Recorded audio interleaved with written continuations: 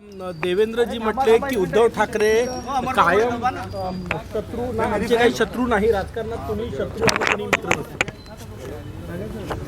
हे खरं आहे. महाराष्ट्राच्या राजकारणात म्हणाल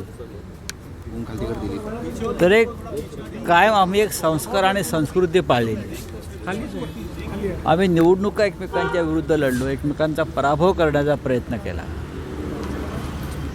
पण आमचा जो इंटरेस्ट आहे लोकशाहीमध्ये हा शेवटी राज्याचा विकास, जनतेचा विकास, आणि तो जे सरकार करतं विरोधी पक्षानं त्यांच्याकडे सकारात्मक दृष्टीनं पाहायला हवं. जसं देवेंद्रजी फडणवीस यांनी गडचिरोलीमध्ये काही चांगलं काम करण्याचा प्रयत्न केला, सुरुवात केली, आम्ही त्यांना पाठिंबा दिला. एक परंपरा आहे राज्याला. यशवंतराव चव्हाण असतील, बाळासाहेब ठाकरे असतील, वसंतराव नाईक असतील, फार मोठी परंपरा राज्याला आहे की व्यक्तिगत शत्रुत्व न ठेवता राजकारण केलं पाहिजे.